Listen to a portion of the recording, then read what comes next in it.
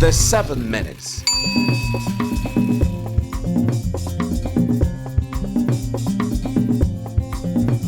The culture of having time out to say I love you. Oneness of heart, oneness of attitude, oneness in things. And every family should have values.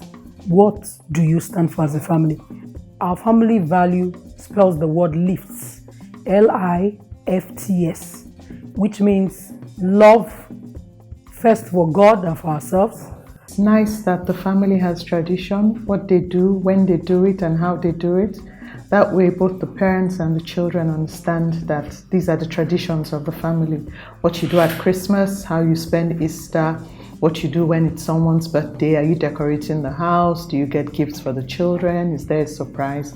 Just setting up traditions that everybody comes to identify. Learn to take out some time to just play, goof around with the children, dance, jump, laugh, whatever it is.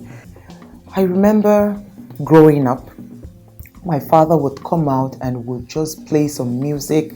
Until today, that memory is still inside of me. So I just try to make sure that no matter how busy we are, that family, that environment must have an environment of fun. You should have oneness in correction. A child does something bad. The father tries to correct and the mother says stop. The child begins to have favorites. The child begins to look at the father as being wicked and looks at the mother as being good. You find out that this will cause problem in the future. It feels more comfortable. Naturally, psychologically, a male child tends, at a younger age, tends to move towards the direction of the mother. But when the child grows, when the male child grows, he begins to understand that he is a man and will get closer to the father. Then the female child, on a growing stage, gets closer to the father. But when she gets older, she knows that she is a female. And there are certain things the father cannot discuss with her.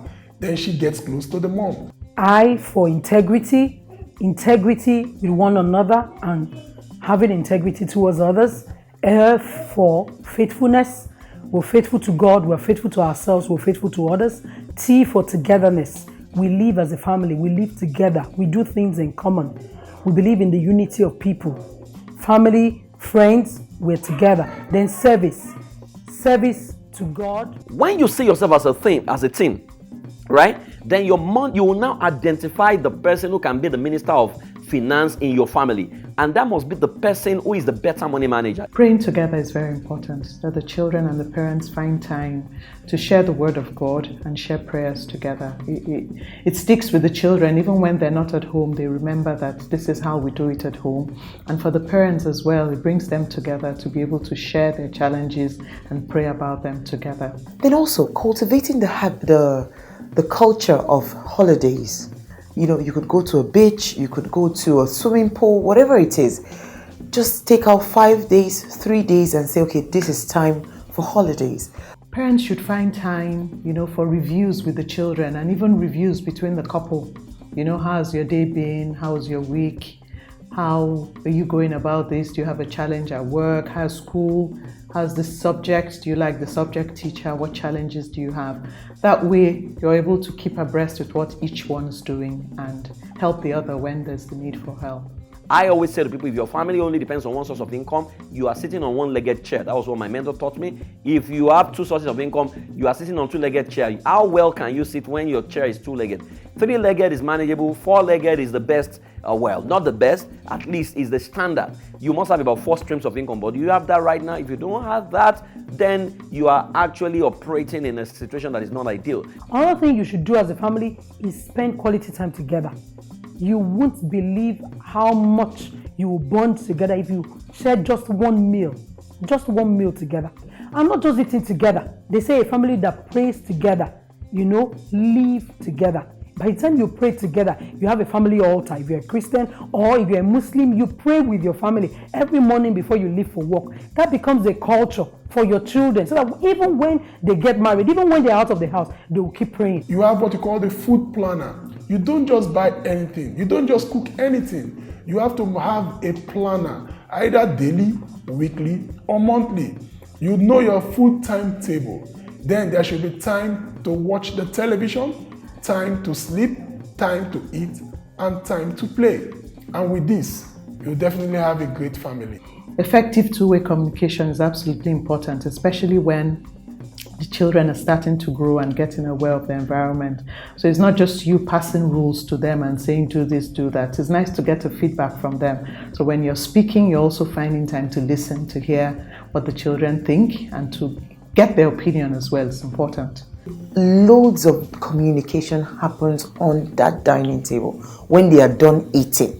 So you can imagine how fun it will be when they begin to tell you, oh, mommy, this what happened in school today, that one happened in school today. And it does not matter the age of the child. When you eat together on the dining table with your children, you're creating a world of endless opportunities for them to tell you anything and everything. You should lead by example as parents. Let children see you not only say things, but do the same things so that they understand that, yes, mommy has said we should keep the cup this way, but they also see that mommy keeps the cup that way.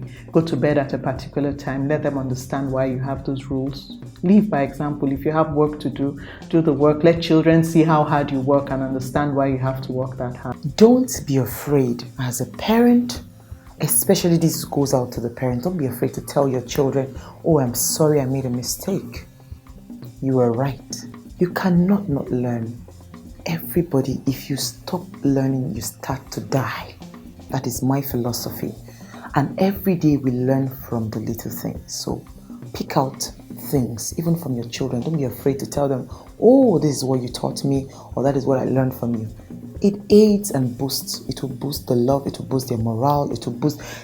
The family will just be, you'll be the source of envy. Everybody will be wondering, how come? Is this the only family in the world? Yes, because you have decided to do yours differently.